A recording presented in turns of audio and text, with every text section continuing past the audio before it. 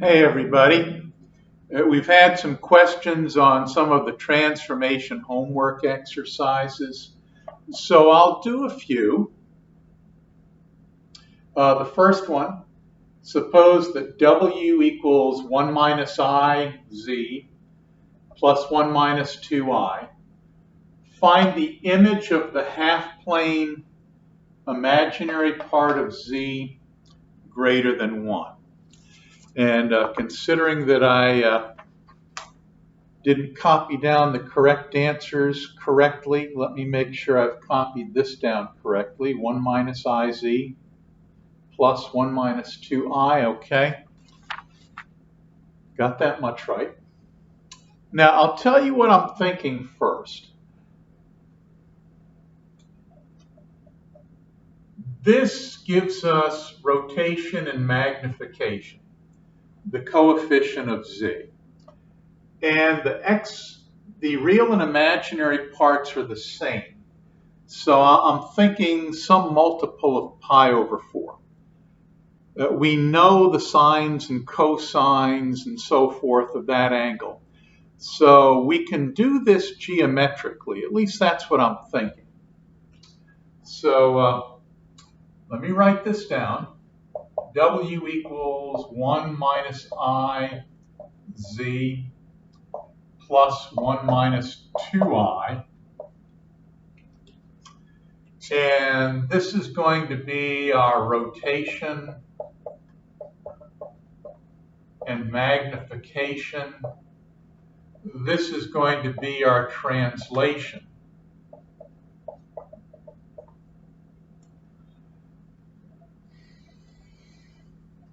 So I look at the complex number, 1 minus I, and R is equal to the square root of the real part squared plus the imaginary part squared. And technically the imaginary part's negative 1.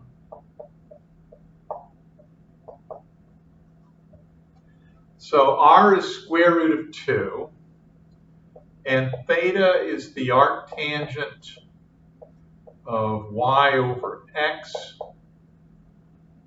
So let's see, y is negative 1.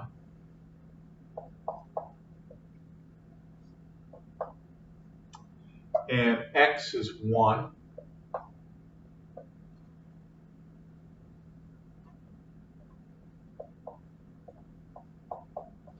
Arctangent of negative 1. The next thing that I have to ask myself is, what quadrant is this complex number in? X is positive, y is negative, that's fourth quadrant. So the angle that I'm looking for, theta, is exactly the arctangent of negative 1, which is negative pi over 4.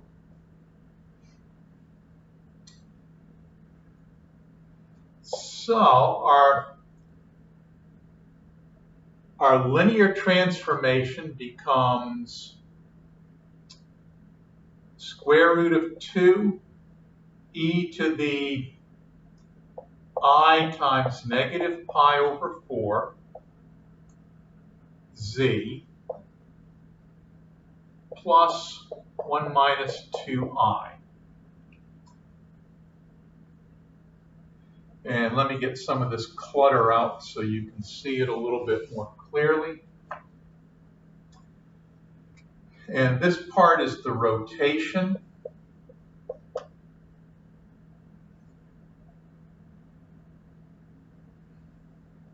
And this part, square root of 2, is going to give us our magnification.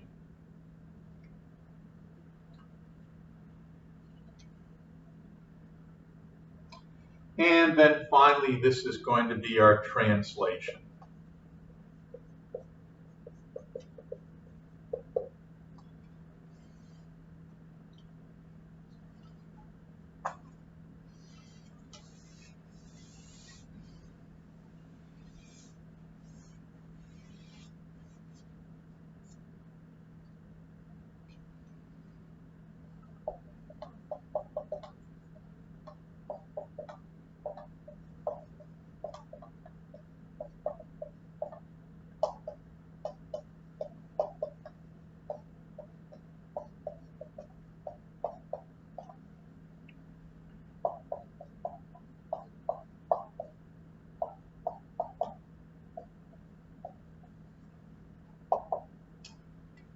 Okay.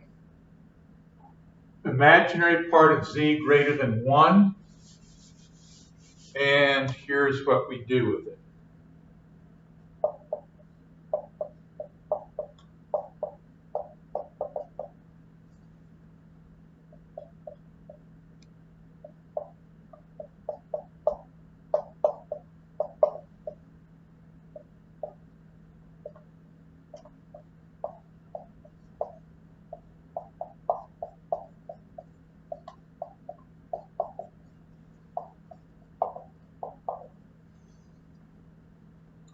This is our rotation. We rotate the angle, we rotate the region by an angle of negative pi over 4 in the counterclockwise direction, or by an angle of positive pi over 4 in the clockwise direction. The second thing we're going to do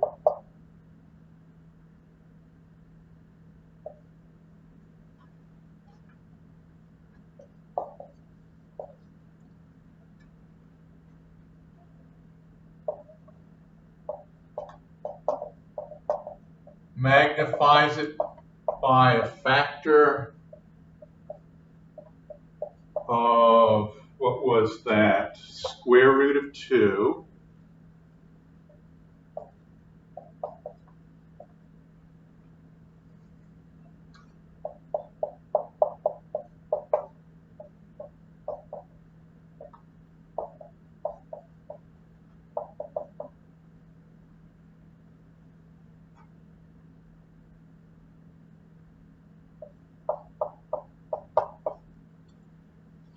And then translates it 1 unit in the positive x or u direction, and negative 2 units in the positive y or v direction.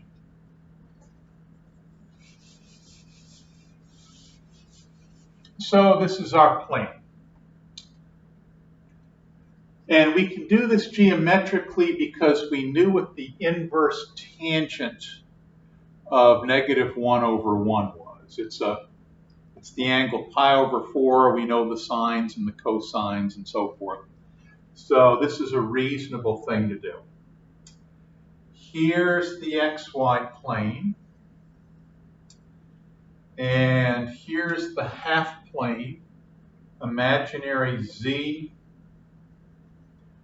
greater than 1.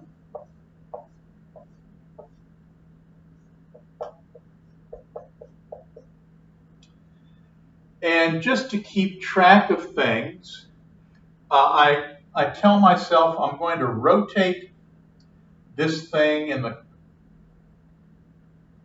by an angle of negative pi over 4 in the counterclockwise direction, or by an angle of pi over 4 in the clockwise direction.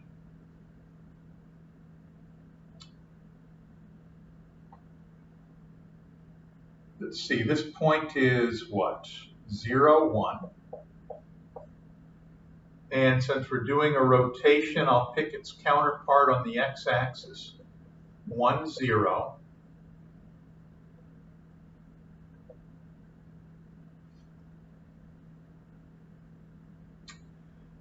This point is going to be rotated around the origin by an angle of pi over 4.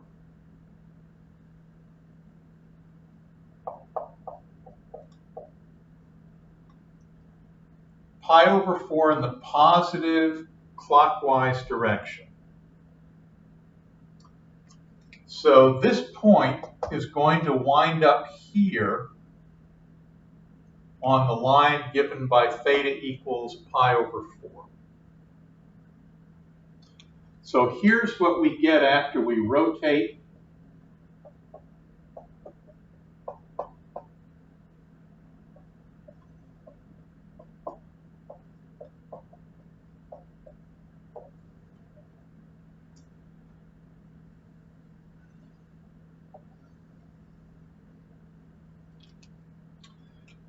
And we'll draw the point 1, 0, or 0, 1 rather, and the point 1, 0. And we'll draw the circle, or that portion of the circle that contains those points. And we'll draw the ray corresponding to the angle of theta equals pi over 4.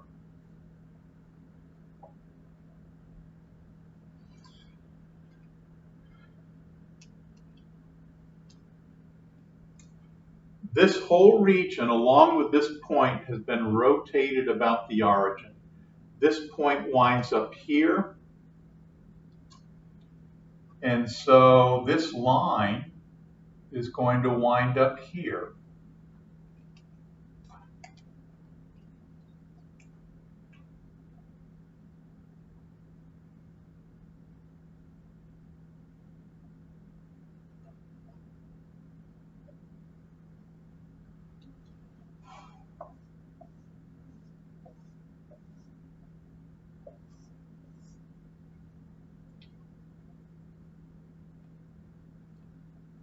So here's our region after the rotation. Before the rotation, this point was 0, 1. In other words, x equals 0, y equals 1. So this corresponds to the real number 0 plus I. What happens to this point if we rotate it clockwise by an angle of pi over 4, or counterclockwise by an angle of negative pi over 4? Well, let's take this point.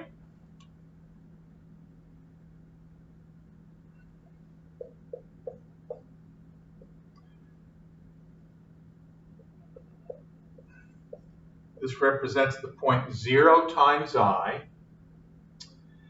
And we rotate it by an angle of negative pi over 4 about the origin. So that's e to the negative I pi over 4. Or let me say I times negative pi over 4. And wow, this is tricky. How do I multiply something in rectangular coordinates by something in polar or exponential? I don't. I'll convert this to the equivalent exponential form.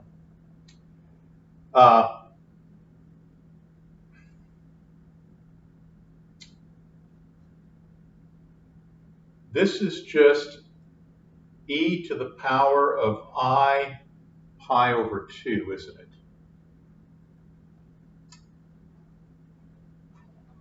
Y equals 1, that corresponds to e to the power of e to the power of I pi over 2.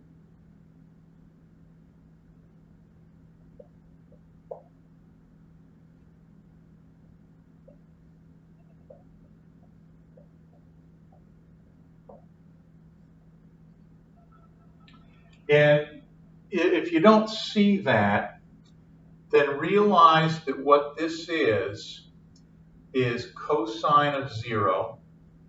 No, it's not. It's cosine of pi over 2 plus I sine of pi over 2. And see, that just gives us 0 plus I. And from there, we can see, okay, this is e to the power of I over 2I. Okay.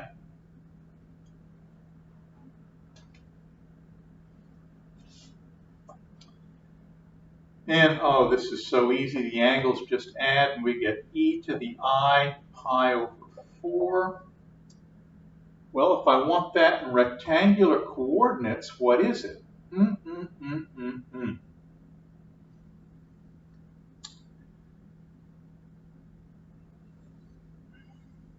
That's cosine pi over 4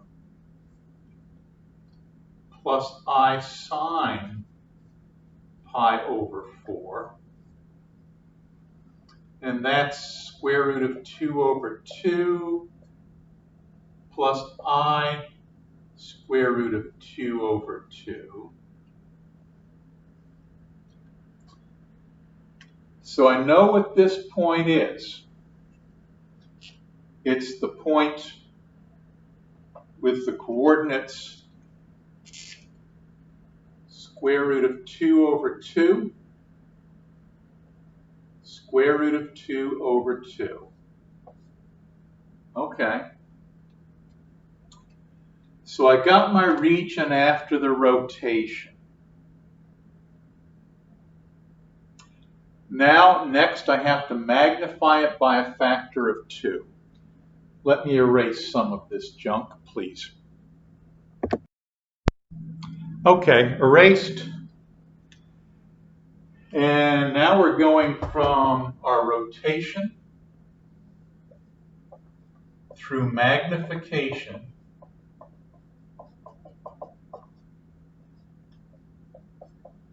and the factor of magnification is square root of 2.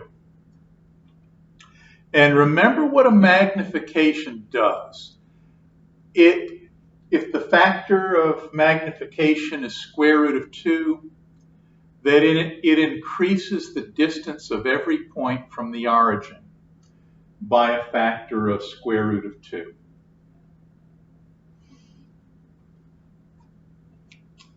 So this point, that's the one that we really care about.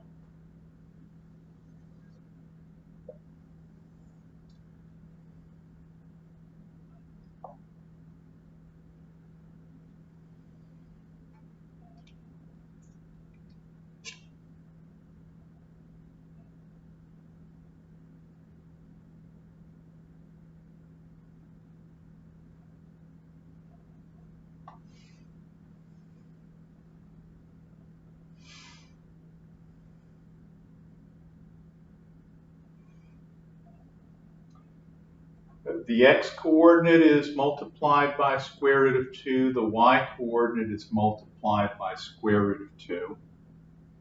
Do I believe that? Let's see. What's the distance of this point from the origin? It's 1, isn't it? It's on the unit circle. So that means the distance of this point from the origin is multiplied by a factor of 2.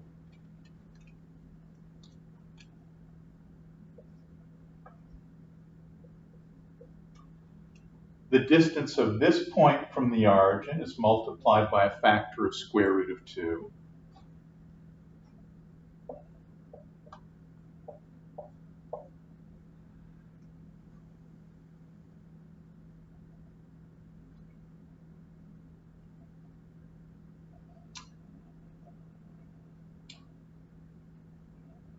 And what if I multiply each of these by square root of 2? I'll get 1 and 1. And let's see, does that work? If it does, then the distance from the origin to this point will be the square root of x squared plus y squared, which will be square root of 2. And that's exactly what the distance is from the origin to every point on this circle. Okay, so we've got our magnification going now. All we have to do now is, whoops, no, we're right so far, but I think I forgot something. I think I left for work, and when I walked out of the house, I forgot I didn't have my clothes on yet. I forgot something. The image of the half plane. Hello, that's what we're interested in. So yes, please let me make sure that I draw this image of the half plane.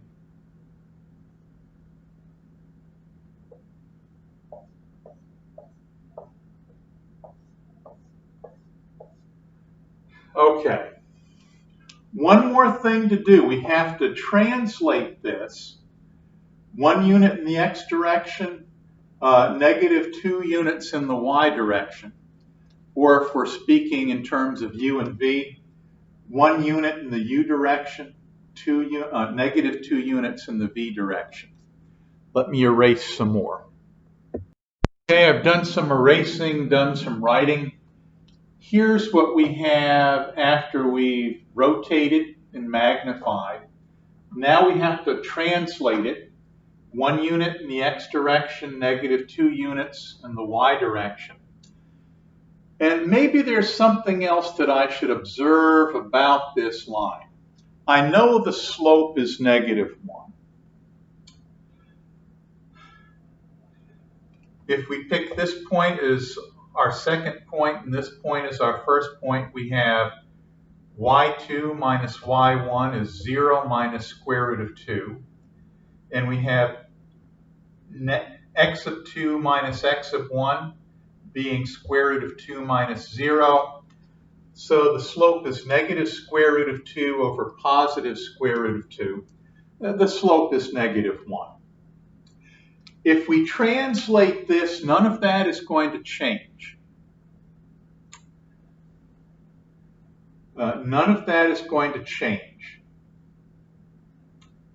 So this slope is still going, this line is still going to have slope -1.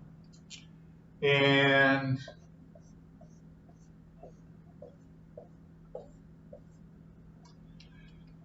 what do? I take each point and I add 1 to the x coordinate, and I subtract 2 from the y coordinate,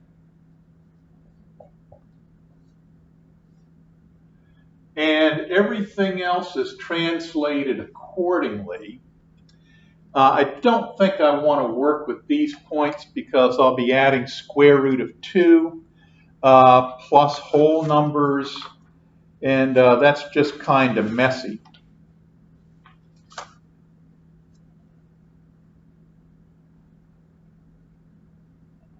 Wait a minute.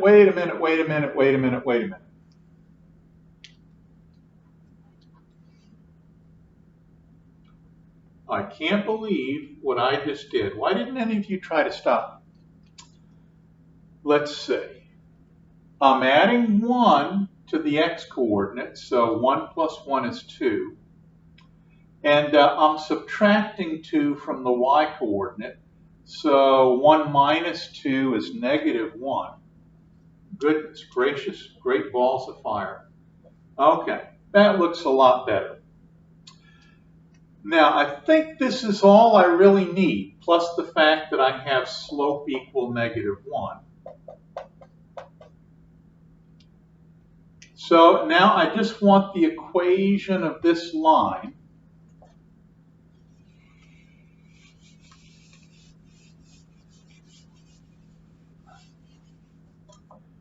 And in UV coordinates, this is U, this is V. U is the counterpart of X and V is the counterpart of Y. So let's see, the equation of a line, slope intercept, V equals mu plus B. And you know what? I know what M is.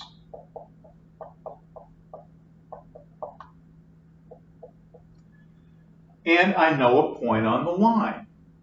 This is U, this is V. So V is -1,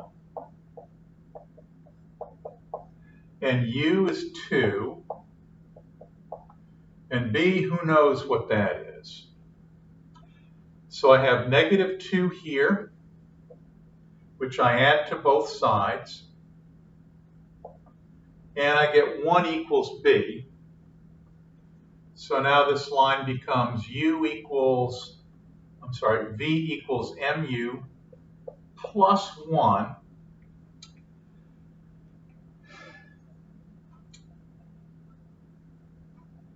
Wait a minute.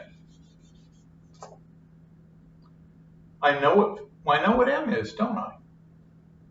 Okay. Well, wow, that was interesting. I found the equation of this line already. This is V equals -U plus 1 And I don't need to do this, but let me do it in the context of the x and y axes. I don't have to do that, but let me do it anyway. The y-intercept is v equals 1.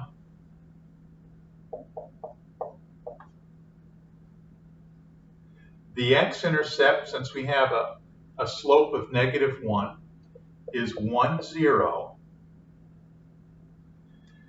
So here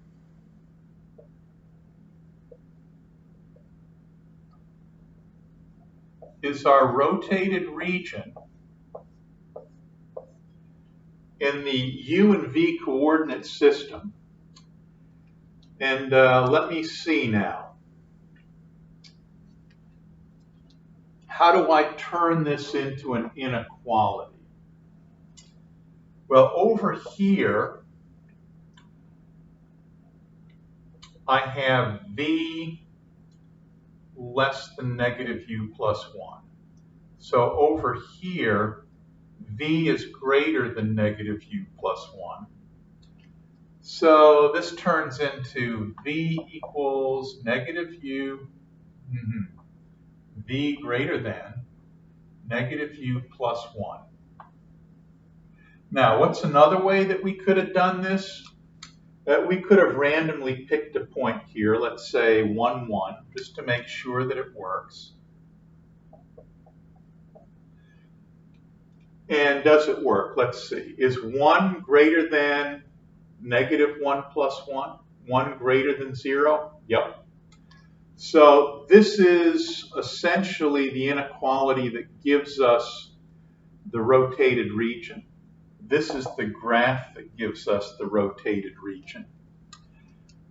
And I may have had an alternate scheme in computing this, I'm not sure.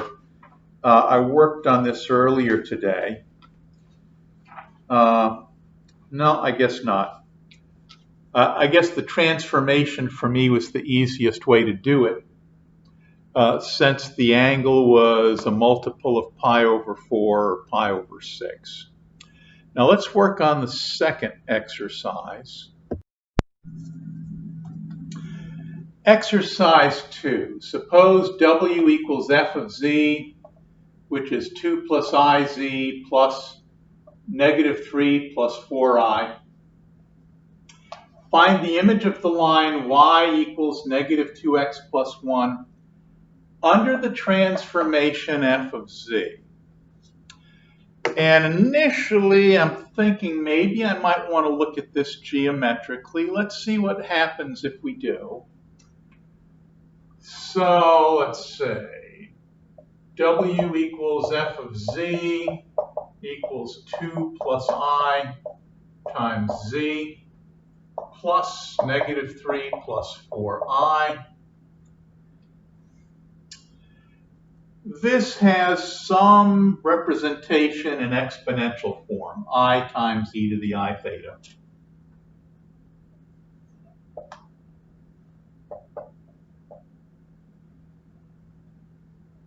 And this is going to be a translation.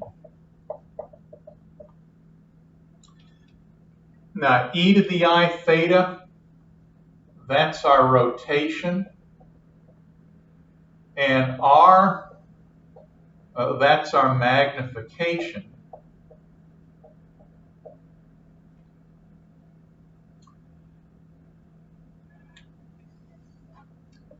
R equals 2 squared plus 1 squared square root, which equals square root of 5. Theta equals arctangent of 1 over 2.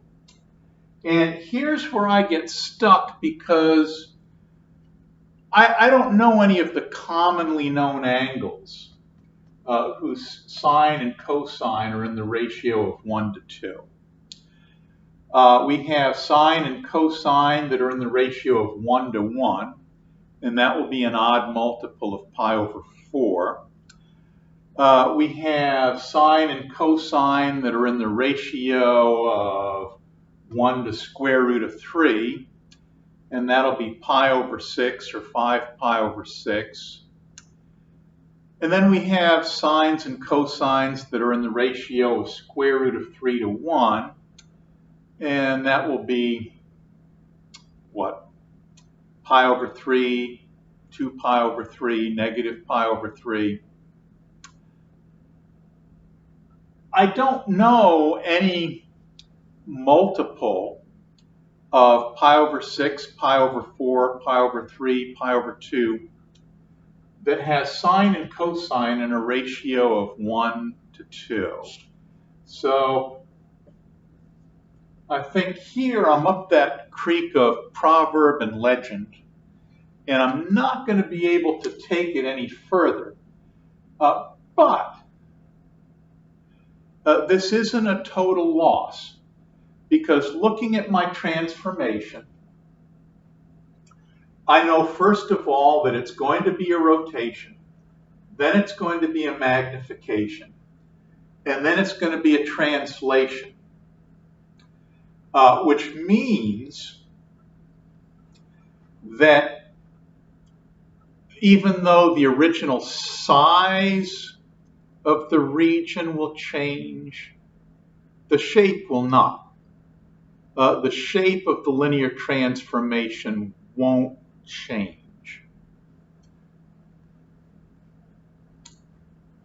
The image of a line under a rotation, a magnification, and a translation is still going to be a line. So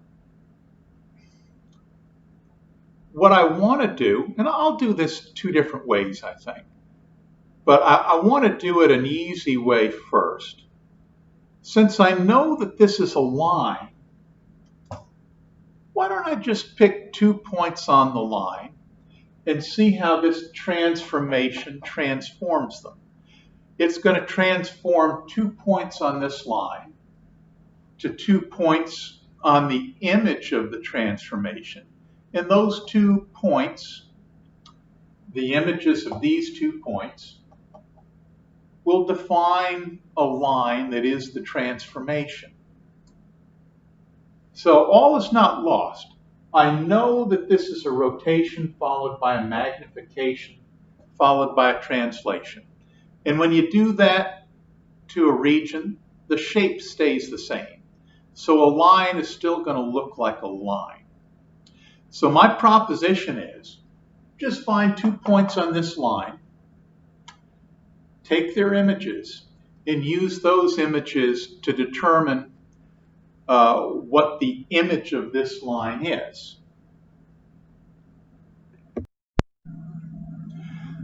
So again, here's our plan. We'll take 2 points on the line y equals negative 2x plus 1. And so we'll let y equals 0, and that implies that 0 equals negative 2x plus 1, which implies that 2x equals 1 and x equals 1/2. So 1/2, 0 is a point.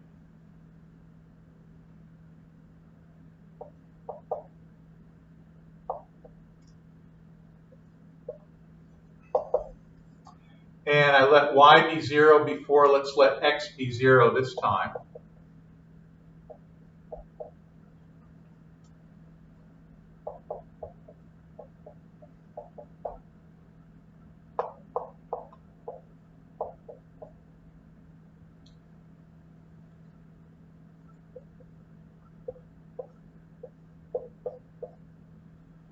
Okay, so 2 points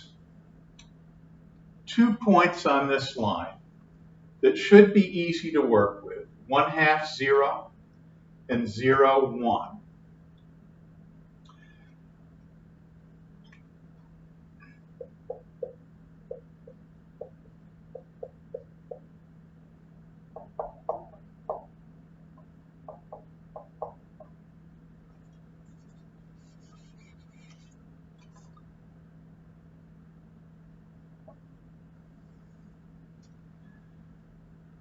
So we'll just see how these points are transformed.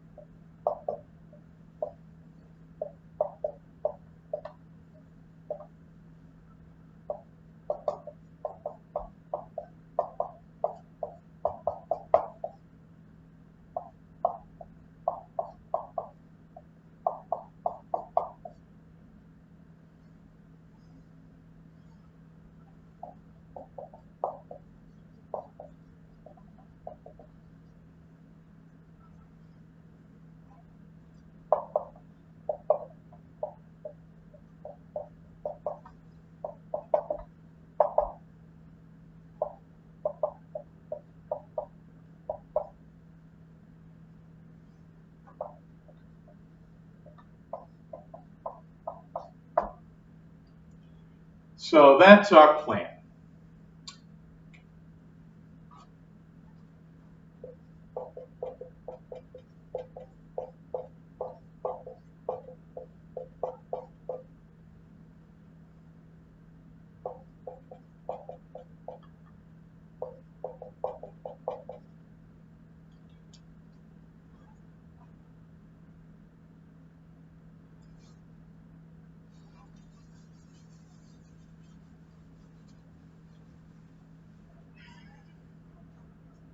Okay.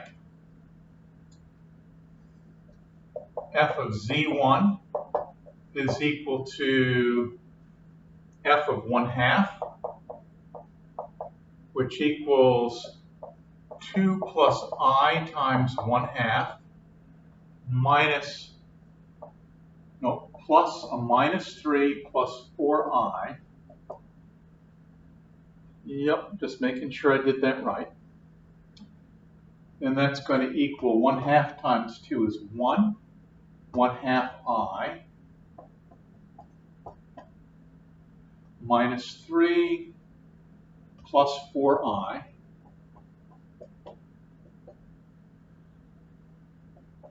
Negative 2 and 8/2 plus 1/2 is 9/2.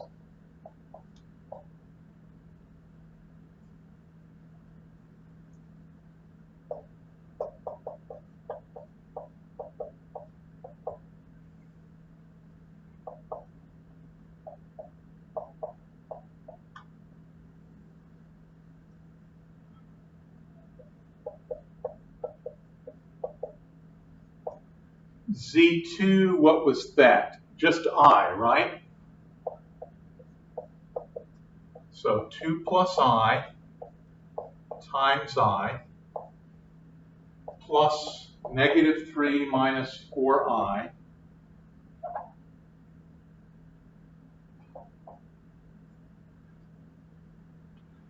So we have 2I,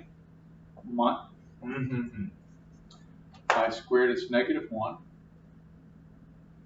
minus 3 plus 4I. So we get 6I and negative 4. So W2, F of Z2, which equals negative 4 plus 6I. And let me just step back and take a look at my handiwork. I just want to make sure that I haven't done anything that I should be seriously ashamed of. And I guess everything looks okay.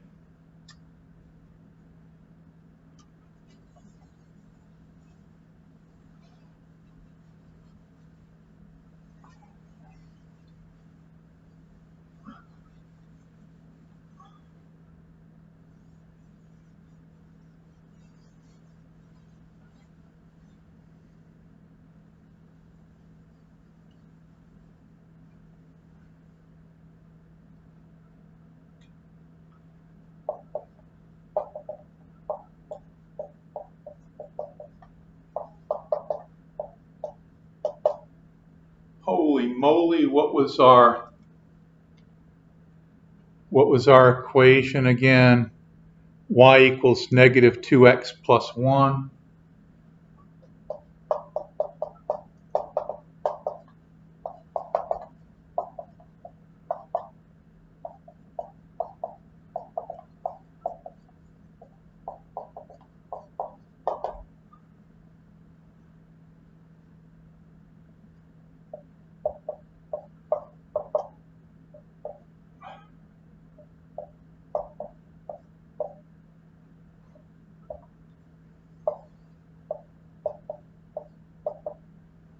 Negative 4 plus 6i.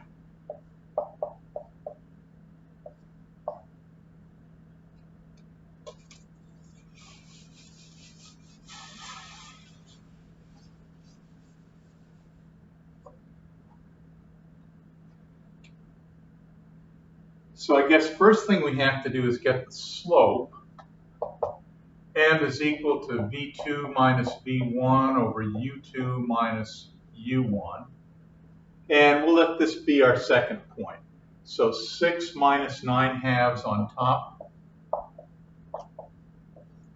and negative 4 minus a negative 2 on the bottom. 12 halves minus 9 halves, 3 halves. And negative 4 plus 2 is negative 2.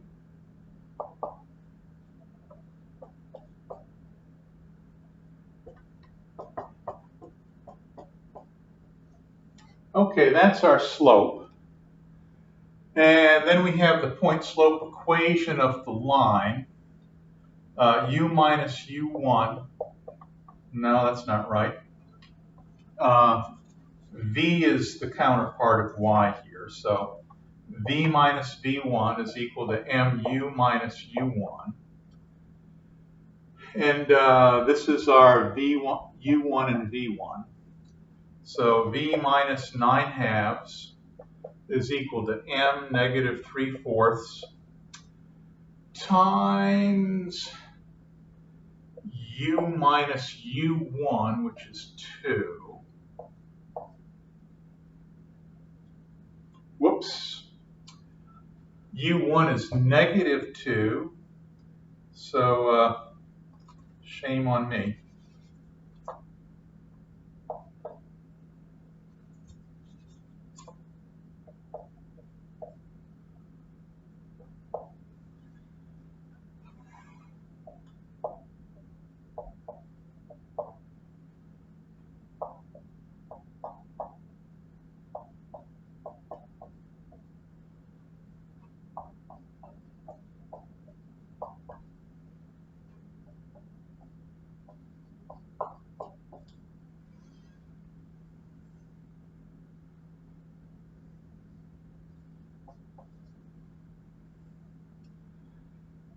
Okay, so let's see.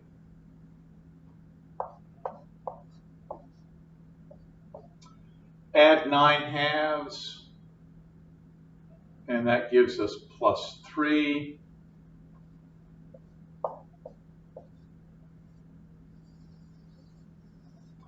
So V, whoops, excuse me. V is negative 3/4 U plus 3. And I sure hope that's what I'm supposed to get. Negative 3/4 U plus 3. Okay. Now, that was one way to do it. Let's do it a different way, okay? Okay, let's do this again. Let's do this a different way so that if we have something similar, we can sort of weigh our options and decide which way we want to go. Here's my plan. I have W as a function of Z. And I think what I'll do instead is I'll solve for Z in terms of W.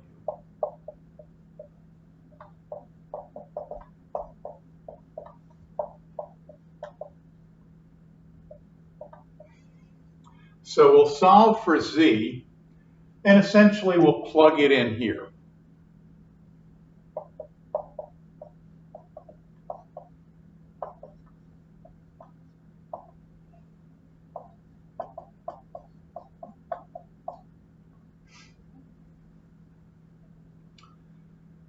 So we have w equals 2 plus I z plus negative 3 plus 4I. And we're solving for z, so the first thing I think I'll do is just move this term to the other side. So I have w plus 3 minus 4I is equal to 2 plus I z.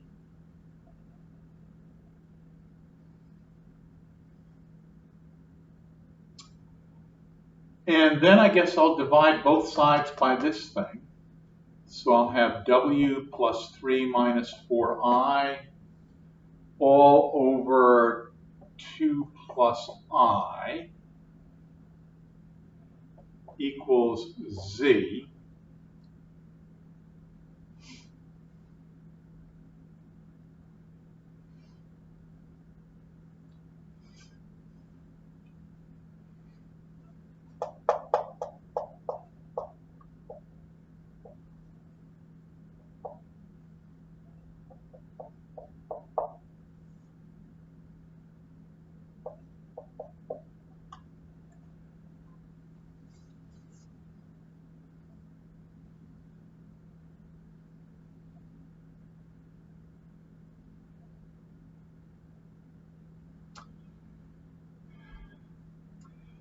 And I guess I need to rewrite this w in terms of u plus iv. I might as well do it now.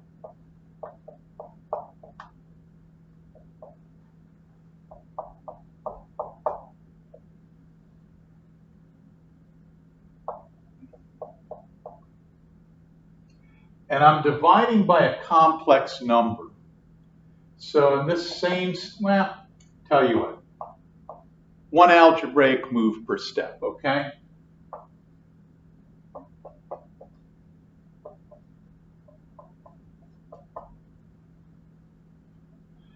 And hold the phone. Hold the phone. How on earth did this negative 4i become a positive 4i? Other than sheer stupidity on my part.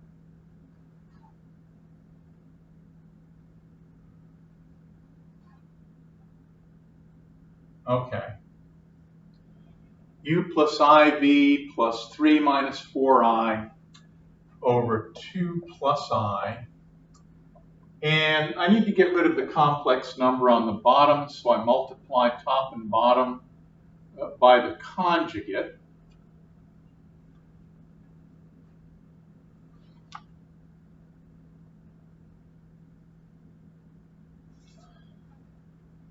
And let's see, what do I have?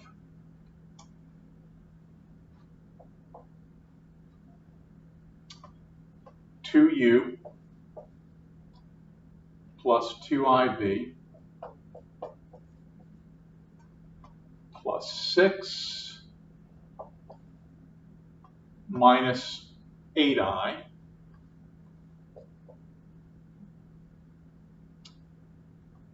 minus UI. And negative I times positive I is just 1, so this will be plus B. Negative 3I.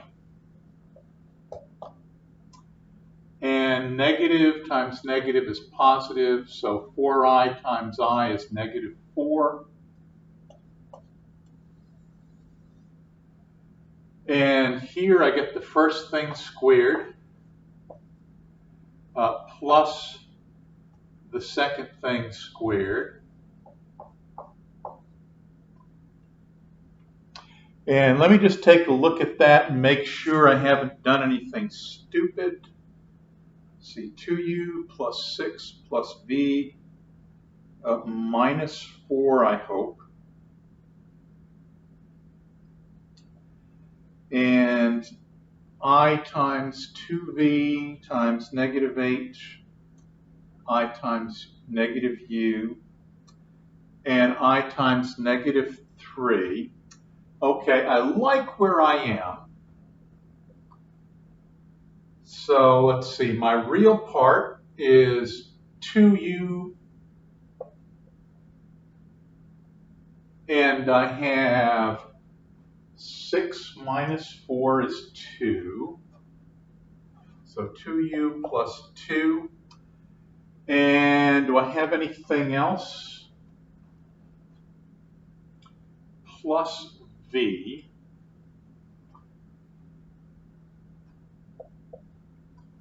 All of that is over 5. And then I'll have an imaginary part. I times 2v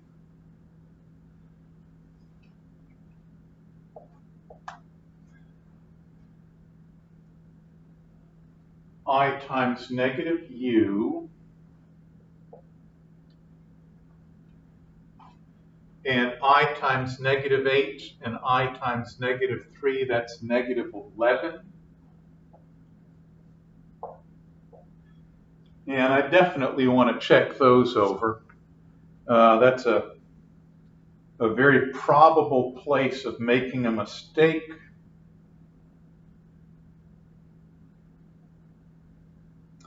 So let me just take a second or two. Let's see, 2u plus v, got that.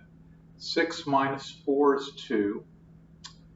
And I have I times 2v, I times negative u, and negative 8, negative 3 times I, negative 11. And it looks fairly good. Now remember what this is. We're looking for z, and this is what z is. So the real part of z is x, and the imaginary part of z is y.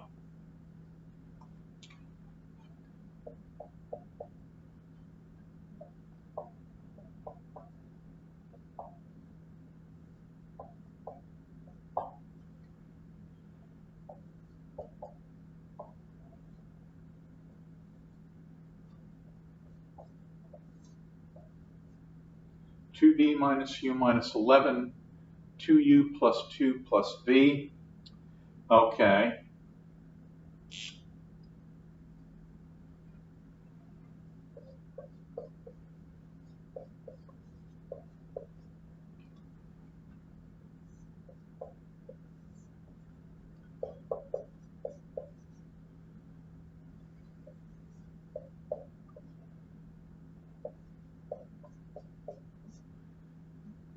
These expressions for x and y in terms of u and v, I'm going to plug them into the equation y equals negative 2x plus 1 to get the image of this line under the transformation. Take a look at that for a second.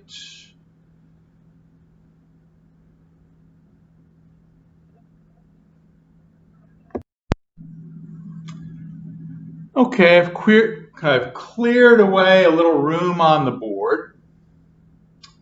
We have expressions for x and y in terms of u and v. And we're going to put these in the equation y equals negative 2x plus 1. So here it goes. Y, that's going to be 2v minus u minus 4 all over 5.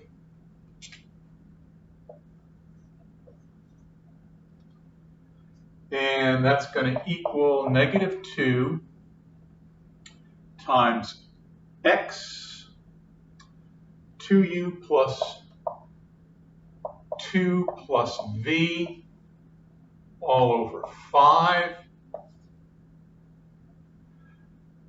So I have y minus 2x, and I better not forget this guy,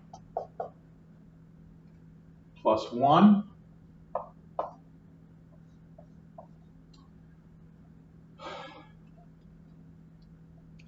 We're mathematicians, but let's face it, nobody likes fractions. So I'm going to multiply both sides by 5, okay? 2v minus u minus 4 equals negative 2, 2u plus 2 plus v, 5 times 1. Okay.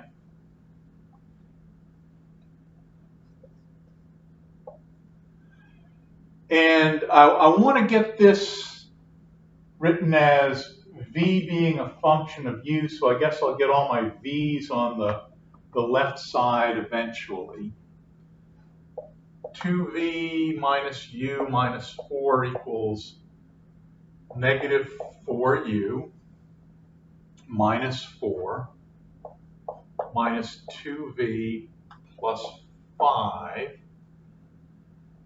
Let me just make sure I didn't do anything I'll regret.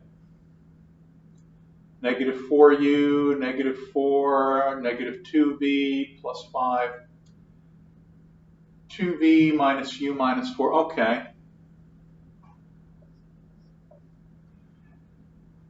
And I need to move 2v to the right, so this will be a 4v. And I need to move this u to the left, so adding a u, I'll have negative 3u. And this negative 4, I need to move that to the right. So, wait a minute.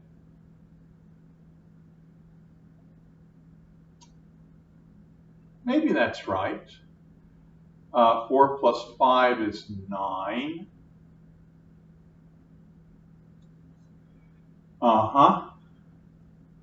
And yeah, I didn't check things out. Let me see if I can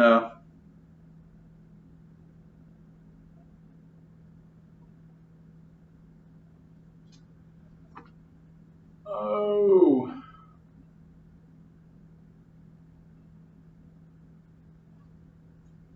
I think I did say I was going to take negative 2v and move it to the right, so that's 4v. Okay, I like that.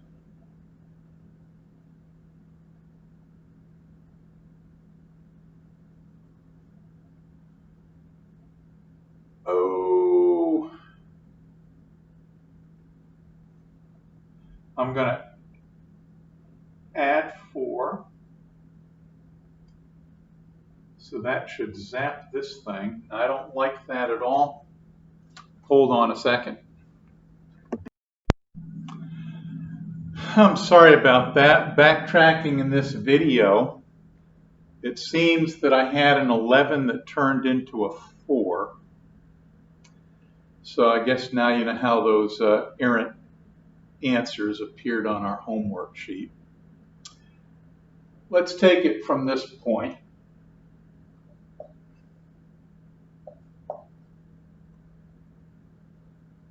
Let's see, 6 minus 4 is 2, plus v, over 5, plus I, and we have 2v minus u, negative 8 minus 3, negative 11. This is the guy that turned into a 4.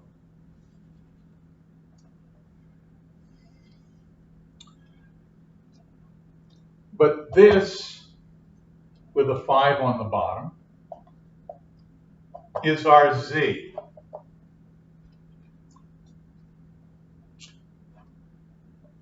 So here's our x, here's our y,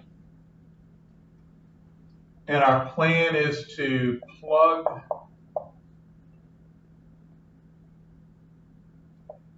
x equal 2u plus 2 plus v over 5, and y equal 2v minus u minus 11 over 5, into y equals negative 2x plus 1, and let me make sure I'm writing. Is that what it was? Y equals negative 2x plus 1, okay.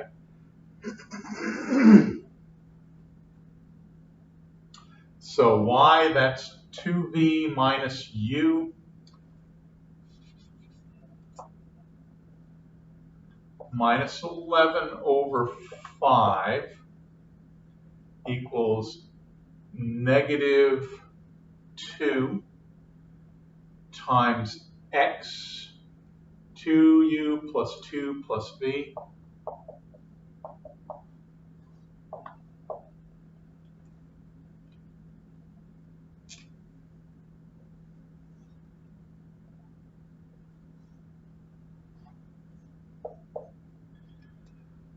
And let's not forget this plus 1. And I was saying, we hate fractions, multiply both sides by 5. So that'll give us 2v minus u minus 11 equals negative 2 times 2u plus 2 plus v plus 5. And we want to rewrite this in the form of v equals some function of u. So we'll get our v's over on the left eventually. 2v minus u minus 11 equals negative 4u minus 4 minus 2v plus 5.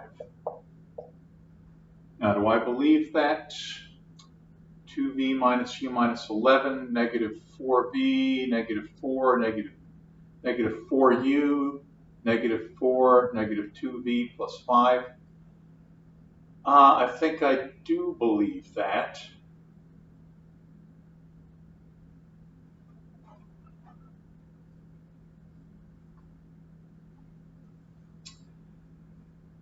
And I guess the first thing I'll do is I'll move this negative 2v over to the left, so that'll give me 4v. And everything else is going to the right. So I'll add a u to both sides. So this will be negative 3u. And I have negative 4 plus 5 is 1.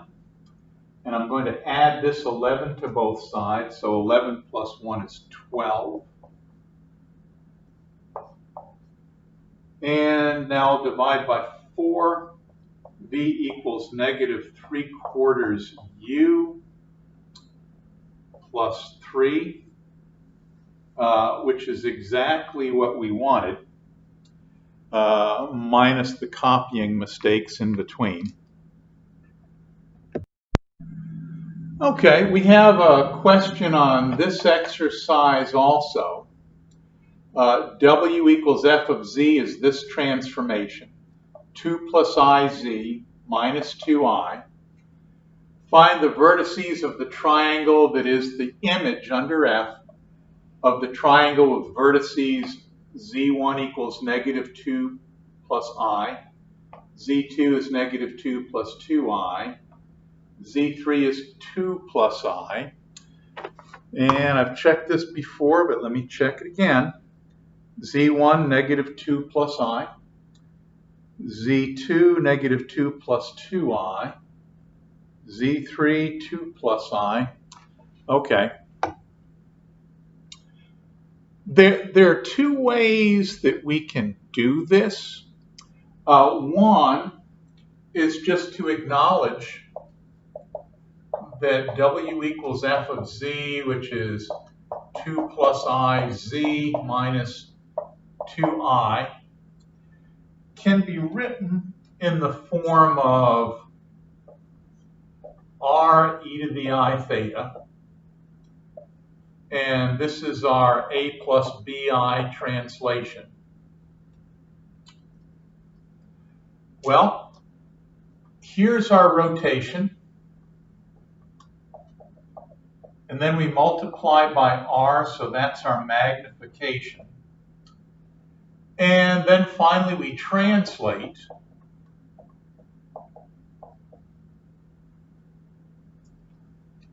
And when we rotate and then magnify and then translate, we don't change the shape of the original object. We may change the size, and we may rotate it a bit about the origin, but we don't change the shape. So we're starting with a triangle that has these vertices. We're going to end up with a triangle. So the easiest scheme is just to recognize, let's see.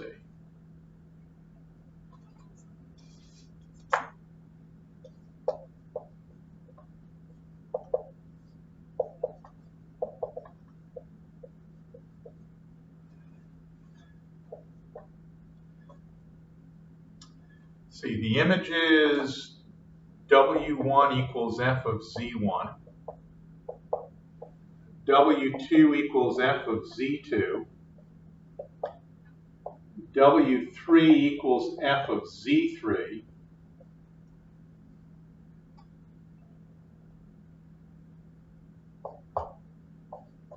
Of Z1, Z2, Z3.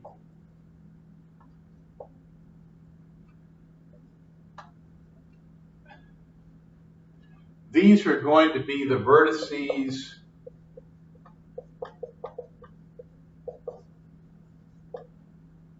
that of the triangle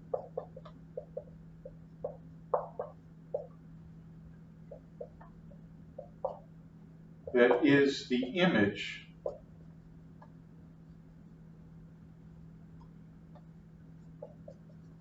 of the triangle with vertices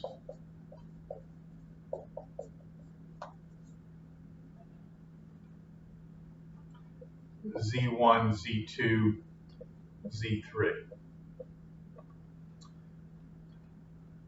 Because this transformation is going to preserve the shape. And that means that vertex is going to map to vertex. So the easiest thing to do is just to compute the images of the vertices, and they'll be the images of the triangle under this transformation. I don't think we want to work with functions because the triangle that has these vertices is a piecewise function. We're going to have a function that defines the side of the triangle that goes from Z1 to Z2. We're going to have a part of the function which defines the function going from Z2 to Z3. Then we're going to have part of the function that defines the side that goes from vertex Z3 back to Z1. If we try to work and figure out the transformation of the function itself, we're going to be working with a piecewise function. We just don't want to do that. The other thing that we could do is we can compute the lines that go through Z1 and Z2, compute the line that goes through Z2 and Z3, compute the line that goes through Z3 and Z1, do the transformations of those lines, and then find where those lines intersect, and they'll be the vertices of the transformed triangle, the triangle with vertices W1, W2, and W3. But even that's an awful lot of work. We know the transformation is going to map vertex to vertex. So let's just figure out what the vertices are when we plug them into the function f of z.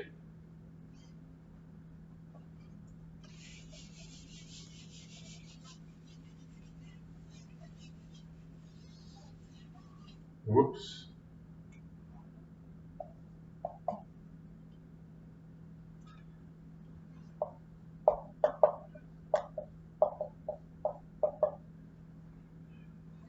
And did I erase z or f of z? I sure did.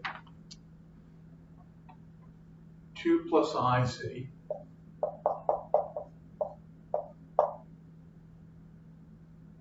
minus 2i. 2 plus iz minus 2i. Okay, and z1, that's 2 plus I.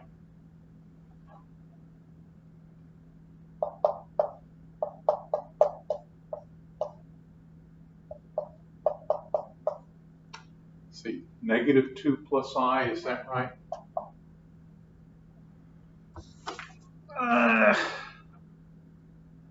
Negative 2 plus I. Okay. So here is z1 minus 2i.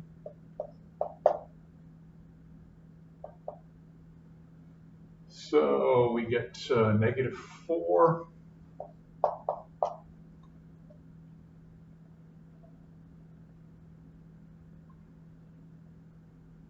negative 4 plus 2i minus 2i, really? And here we get negative 1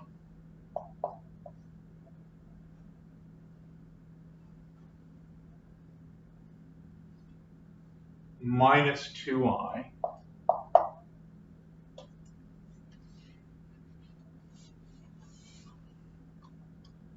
So we have negative 5 minus 2i. So that should be our vertex W1.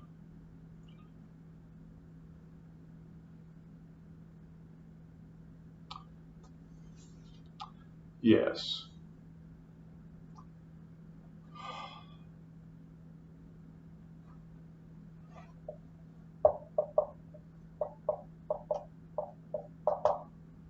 Negative 5 minus 2i.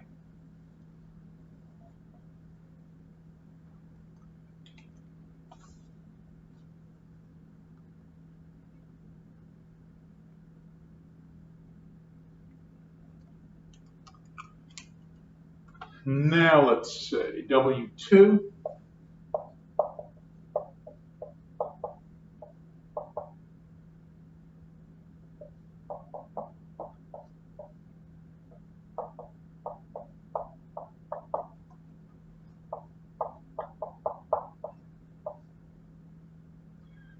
Z2, what is that? Negative 2 plus 2i.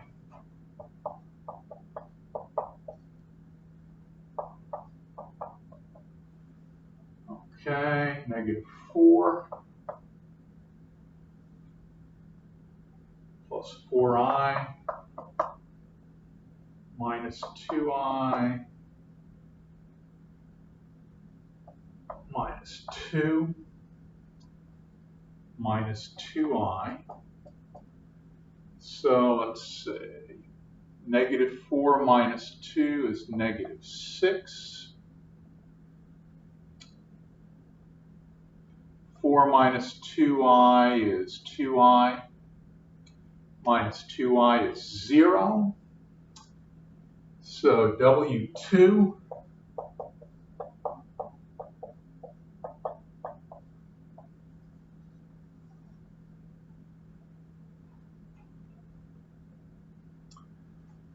and now W3.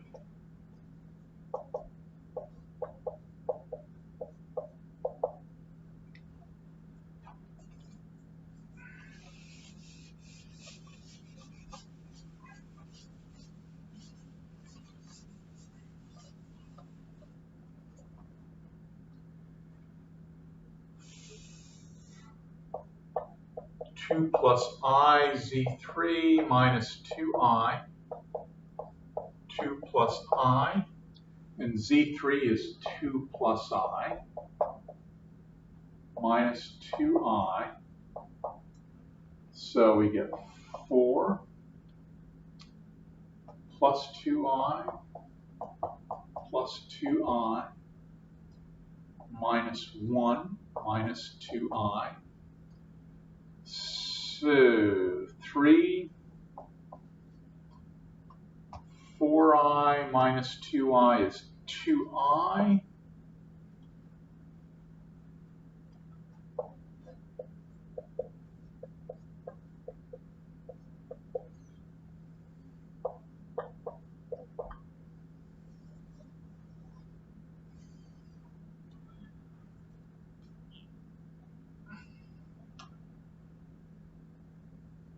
And somehow,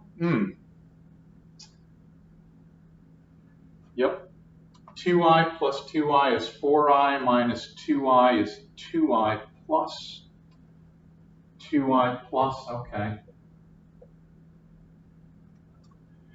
And that's it for number 4.